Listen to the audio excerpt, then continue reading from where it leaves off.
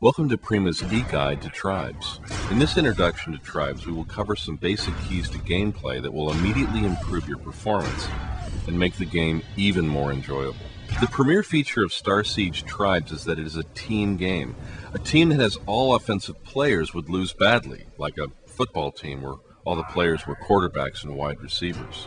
So it's important that we coordinate defense and offense. In this training, we will give an overview of some key defensive and offensive positions. There are three basic defenders. The first is the defensive engineer, who sets up base or yard defense. They set mobile turrets, sensors, mines, and force fields to protect their flag, base, power source, and inventory stations. They also repair equipment and other teammates and can be counted on to place mines around their flag to disable or destroy their opponents.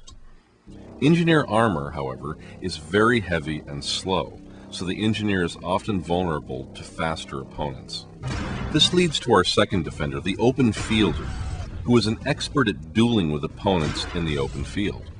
Using lighter armor for flight, these defenders often weaken or dismantle the attackers before they even reach the basic base defenses. Open field defenders must master the art of both vertical and horizontal circle dueling. Up close, they circle strafe with a chain gun. At other times, they will switch to the disc launcher, where the challenge is to anticipate where the opponent will land and make sure that their disc arrives there at just the same time. The third defensive player is the defensive sniper. Perched up high behind the base, such a sniper will weaken heavies as they come over the ridge lines and demoralizes the enemy. With their base well defended and stocked with equipment, the offense can really pound on the opponents. Sometimes once a great defense has been established, the base can be defended by a single player, and all the other players can be sent on ahead to play offense as well. Going on the offensive usually means suiting up at the inventory station in either heavy armor as a base destroyer and flag capper, or as an offensive sniper, or in light armor as a flag capper.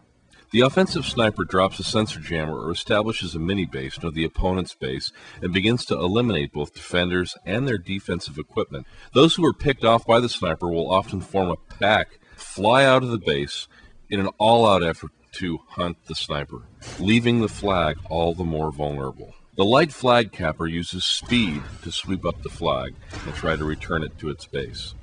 Lastly, we have a growing number of heavy base destroyers who, after wrecking the opponent's base, also cap the flag and are able to return it back to their home base.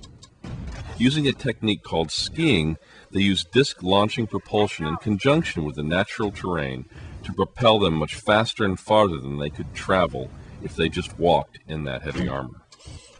In this case, we see our heavy expert using the mortar to first clear a path to the flag, then cap the flag, then afterwards drop mortars at his own feet while moving ahead to discourage anyone from following him. Again, using gravity and the terrain to slingshot themselves, these heavies can cover ground almost as fast as a player in light armor.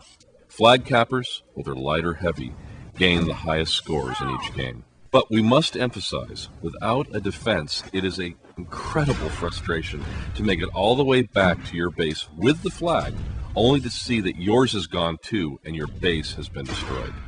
We advise you to learn at least two of these positions and practice them. One should be offensive, the other defensive, so you can fill whatever gap your team might have. Teams with balance and smart, unselfish players have the most fun and win the most games.